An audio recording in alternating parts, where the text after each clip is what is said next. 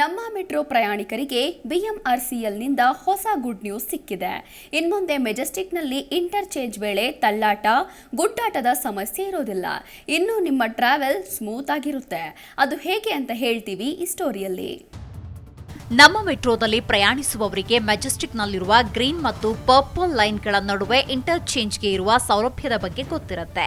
ಈ ಇಂಟರ್ಚೇಂಜ್ನಲ್ಲಿ ಅಪಾರ ಸಂಖ್ಯೆಯಲ್ಲಿ ಪ್ರಯಾಣಿಕರು ಸಾಗೋದ್ರಿಂದ ನೂಕುನುಗ್ಗಲು ಉಂಟಾಗ್ತಾ ಇತ್ತು.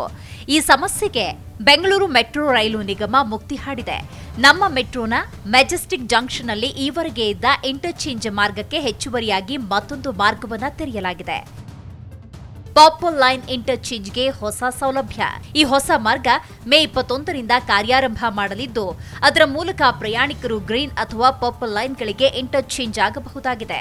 ಇದರ ಜೊತೆಗೆ ಈವರೆಗೆ ಇದ್ದ ಇಂಟರ್ಚೇಂಜ್ ಮಾರ್ಗ ಎಂದಿನಂತೆ ಕಾರ್ಯನಿರ್ವಹಿಸುವುದರಿಂದ ಪ್ರಯಾಣಿಕರಿಗೆ ಎರಡು ಮಾರ್ಗಗಳಲ್ಲಿ ಸಾಗಿ ಹೋಗಿ ಇಂಟರ್ಚೇಂಜ್ಗೆ ಅವಕಾಶ ಸಿಕ್ಕಂತಾಗುತ್ತೆ. ಆದ್ದರಿಂದ ಪ್ರಯಾಣಿಕರಿಗೂ ಅನುಕೂಲ, ಜೊತೆಗೆ ಅತಿಯಾದ ಜನದಟ್ಟಣೆಯಿಂದ ಆಗುವ ಕಿರಿಕಿರಿಗೂ ಮುಕ್ತಿ ಹಾಡಿದಂತಾಗುತ್ತೆ. ಬೆಳಗ್ಗೆ ಸಂಜೆ ಹೊತ್ತಿನಲ್ಲಿ ಇದ್ದ ನೂಕುನುಗ್ಗಲು.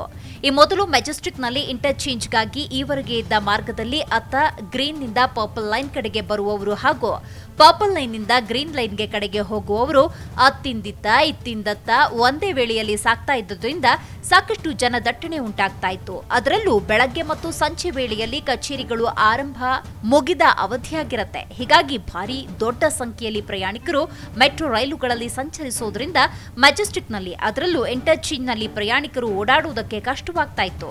ಇದನ್ನ ಪರಿಗಣಿಸಿದ ನಮ್ಮ ಮೆಟ್ರೋ ಈಗ ಆ ಸಮಸ್ಯೆಗೆ ಮುಕ್ತಿ ಹಾಡಿದೆ. ಈ ಸೌಲಭ್ಯದ ಕುರಿತಾಗಿ ಟ್ವೀಟ್ ಮಾಡಿರುವ ನಮ್ಮ ಮೆಟ್ರೋ ಇದರ ಸದುಪಯೋಗವನ್ನು ಪಡೆದುಕೊಳ್ಳುವಂತೆ ಸಾರ್ವಜನಿಕರಲ್ಲಿ ಮನವಿ ಮಾಡಿದೆ. ರಾಜ್ಯ ಸರ್ಕಾರದಿಂದ ಗುಡ್ ನ್ಯೂಸ್. ಈಗ ಹೊರಗುತ್ತಿಗೆ ನೌಕರರಿಗೆ ಮೀಸಲಾತಿ ಕಡ್ಡಾಯ ಮಾಡಲು ಸರ್ಕಾರ ಆದೇಶ ನೀಡಿದೆ. ಹಾಗಾದ್ರೆ ಯಾವ ಯಾವ ಹುದ್ದೆಗಳಿಗೆ ಮೀಸಲಾತಿ ಇರುತ್ತೆ ಅಂತ ಮಾಹಿತಿ ಇಲ್ಲಿದೆ. ರಾಜ್ಯ ಸರ್ಕಾರದ ವಿವಿಧ ಇಲಾಖೆಗಳಲ್ಲಿ ನಡೆಸುವ ಹೊರಗುತ್ತಿಗೆ ನೌಕರರ ನೇಮಕಾತಿಯಲ್ಲಿ ಮೀಸಲಾತಿಯನ್ನ ಕಡ್ಡಾಯವಾಗಿ ಪಾಲಿಸುವಂತೆ ಸರ್ಕಾರ ಆದೇಶ ಹೊರಡಿಸಿದೆ. ಮೀಸಲಾತಿ ಕಲ್ಪಿಸುವಾಗಲೂ 33% ಮಹಿಳೆಯರಿಗೆ ಮೀಸಲಿಡುವಂತೆ ಸೂಚಿಸಿದೆ. ಸರ್ಕಾರಿ ಇಲಾಖೆಗಳಲ್ಲಿ ವಿವಿಧ ಹಂತದ ಸಿಬ್ಬಂದಿ ನೇಮಕಾತಿಯನ್ನ ಹೊರಗುತ್ತಿಗೆ ಆಧಾರದಲ್ಲಿ ವಿವಿಧ ಏಜೆನ್ಸಿಗಳ ಮೂಲಕ ನೇಮಕ ಮಾಡಿಕೊಳ್ತಿರೋದ್ರಿಂದಾಗಿ ಮೀಸಲಾತಿ ಸಿಗ್ತಾ ಇಲ್ಲ. ಏಜೆನ್ಸಿಗಳು ತಮಗೆ ಬೇಕಾದವರಿಗೆ ಉದ್ಯೋಗ ನೀಡ್ತಾ ಇರುವುದರಿಂದ ಪರಿಶಿಷ್ಟ ಜಾತಿ, ಪಂಗಡ, ಹಿಂದುಳಿದ ವರ್ಗಕ್ಕೆ ಸೇರಿದ ಸಮುದಾಯದವರು ಉದ್ಯೋಗದಿಂದ ವಂಚಿತರಾಗ್ತಿದ್ದಾರೆ. ಇಲ್ಲಿಯೂ ಕಡ್ಡಾಯ ಮೀಸಲಾತಿ ಜಾರಿ ಮಾಡಬೇಕು ಎಂಬ ಹಕ್ಕೊತ್ತಾಯ ಬಹಳ ಕಾಲದಿಂದ ಕೇಳಿ ಬಂದಿತ್ತು. 2023 ಡಿಸೆಂಬರ್ 21ರಂದು ನಡೆದ ಸಚಿವ ಸಂಪುಟ ಸಭೆಯಲ್ಲಿ ಹೊರಗುತ್ತಿಗೆಯಲ್ಲೂ ಮೀಸಲಾತಿ ನೀತಿಯನ್ನ ಜಾರಿಗೊಳಿಸುವ ಪ್ರಸ್ತಾವನೆಗೆ ಅಂಗೀಕಾರ ನೀಡಲಾಗಿತ್ತು. ಪ್ರಸ್ತುತ ಹೊರಗುತ್ತಿಗೆ ನೌಕರರ ನೇಮಕಾತಿಗೂ ಕಡ್ಡಾಯವಾಗಿ ಇದನ್ನ ಅನ್ವಯಿಸಬೇಕು. ಅದಕ್ಕೆ ಕೆಲವು ಸೂಚನೆಗಳನ್ನ ಪಾಲನೆ ಮಾಡಬೇಕು ಎಂದು ಸಿಬ್ಬಂದಿ ಮತ್ತು ಆಡಳಿತ ಸುಧಾರಣಾ ಇಲಾಖೆ ಸುತ್ತೋಲೆಯಲ್ಲಿ ನಿರ್ದೇಶನ ನೀಡಿದೆ. 45 ದಿನಗಳಿಗಿಂತ ಕಡಿಮೆ ಅವಧಿಯ ನೇಮಕಾತಿಗೆ ಹೊರಗುತ್ತಿಗೆ ಮೀಸಲಾತಿ ನೀತಿ ಅನ್ವಯಿಸುವುದಿಲ್ಲ. ಪ್ರತಿ ವರ್ಷ ಹೊರ ಸಂಪನ್ಮೂಲ ಏಜೆನ್ಸಿಗಳಿಂದ ಟೆಂಡರ್ ಕರೆಯುವಾಗ ಕಡ್ಡಾಯವಾಗಿ ಮೀಸಲಾತಿಗೆ ಅನುಗುಣವಾಗಿ ಹುದ್ದೆ ಹಂಚಿಕೆ ಮಾಡಿ ಸಿಬ್ಬಂದಿಯನ್ನ ಪೂರೈಸುವುದಕ್ಕೆ ಷರತ್ತುಗಳನ್ನು ನಮೂದಿಸಬೇಕು. ಹೊರ ಸಂಪನ್ಮೂಲ ಏಜೆನ್ಸಿ ಅಂತಿಮಗೊಳಿಸಿದ ಸಿಬ್ಬಂದಿಯ ಪಟ್ಟಿ ಮೀಸಲಾತಿ ನಿಯಮದಂತೆ ಇರುವುದನ್ನು ಟೆಂಡರ್ ಅಂಗೀಕರಿಸುವ ಪ್ರಾಧಿಕಾರ ಕಡ್ಡಾಯವಾಗಿ ಖಚಿತಪಡಿಸಿಕೊಳ್ಳಬೇಕು ಎಂದು ಸುತ್ತೋಲೆಯಲ್ಲಿ ಉಲ್ಲೇಖಿಸಲಾಗಿದೆ. ಒಂದು ವೇಳೆ ನೇಮಕಾತಿಯಾದ ಅಭ್ಯರ್ಥಿ ಕರ್ತವ್ಯಕ್ಕೆ ಹಾಜರಾಗದಿದ್ದಾಗ ಅಥವಾ ಅರ್ಧದಲ್ಲಿ ಉದ್ಯೋಗ ತೊರೆದಾಗ ಆ ಸ್ಥಾನ ಭರ್ತಿ ಮಾಡಿಕೊಳ್ಳುವ ಸಂದರ್ಭದಲ್ಲಿ ಅದೇ ಪ್ರವರ್ಗದ ಅಭ್ಯರ್ಥಿಗಳನ್ನು ನೇಮಿಸಿಕೊಳ್ಳುವುದಕ್ಕೆ ಕ್ರಮ ತೆಗೆದುಕೊಳ್ಳಬೇಕು. ಈ ಸೂಚನೆಗಳು ಸರ್ಕಾರದ ಎಲ್ಲ ಇಲಾಖೆಗಳು, ಸ್ವಾಯತ್ತ ಸಂಸ್ಥೆಗಳು, ನಿಗಮ, ಮಂಡಳಿಗಳು, ವಿಶ್ವವಿದ್ಯಾಲಯಗಳಿಗೆ ಅನ್ವಯವಾಗುತ್ತೆ.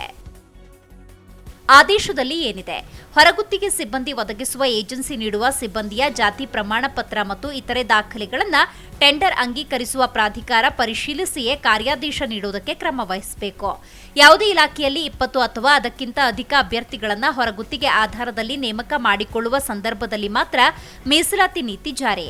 ಅಭ್ಯರ್ಥಿಯ ಕನಿಷ್ಠ ವಯೋಮಿತಿ 18 ವರ್ಷ ಮತ್ತು ಗರಿಷ್ಠ ವಯೋಮಿತಿ 60 ವರ್ಷವಾಗಿರುತ್ತೆ. ಸಾಮಾಜಿಕ ನ್ಯಾಯ ಮತ್ತು ಸಮಾನ ಉದ್ಯೋಗ ಅವಕಾಶಗಳನ್ನು ಒದಗಿಸುವ ಉದ್ದೇಶದಿಂದ ಜಾರಿಗೆ ತರಲಾಗುವ ಈ ನಿಯಮಗಳ ಅಡಿ ನೇಮಕಾತಿ ಆದವರನ್ನ ಕಾಯಂಗೆ ಪರಿಗಣಿಸುವಂತಿಲ್ಲ. ಯಾವೆಲ್ಲ ಹುದ್ದೆಗಳಿಗಿದೆ ಮೀಸಲಾತಿ? ಡಾಟಾ ಎಂಟ್ರಿ ಆಪರೇಟರ್, ವಾಹನ ಚಾಲಕರು, ಗ್ರೂಪ್ ಡಿ ಹಾಗೂ ಸ್ವಚ್ಛತಾ ಸಿಬ್ಬಂದಿ ಒಳಗೊಂಡು ಎಲ್ಲ ಇಲಾಖೆಗಳ ಹೊರಗುತ್ತಿಗೆ ನೇಮಕಾತಿಯಲ್ಲಿ ಇನ್ನು ಮುಂದೆ ಮೀಸಲು ನಿಯಮ ಪಾಲನೆ ಕಡ್ಡಾಯ. ಒಟ್ಟಿನಲ್ಲಿ ಹೊರಗುತ್ತಿಗೆ ಮೀಸಲಾತಿಯಿಂದಾಗಿ ಏಜೆನ್ಸಿಗಳು ತಮಗೆ ಬೇಕಾದವರಿಗೆ ಉದ್ಯೋಗ ನೀಡುತ್ತಾ ಇರುವ ಪ್ರಕ್ರಿಯೆಗೆ ಕಡಿವಾಣ ಬಿದ್ದಂತಾಗಿದೆ. ಜಿ ಕನ್ನಡ ನ್ಯೂಸ್ ಈಗ ನಿಮ್ಮ ಮನೆಯಲ್ಲೇ ನೋಡಿ. ಎಲ್ಲ ಕೇಬಲ್ಗಳಲ್ಲಿ ಈಗ ಲಭ್ಯ. Sun Direct 292, Jio TV 1334, U digital 162, city cable 51, GTPL 17, Abhishek cables 821, rock line telecommunication 51, Shri Basaveshwara number 60, Vinayaka digital number 53, in digital number 896ರಲ್ಲಿ. ನಿಮ್ಮಿಸ್ತದ ಜಿ ಕನ್ನಡ ನ್ಯೂಸ್ ನೋಡಿ ಆನಂದಿಸಿ.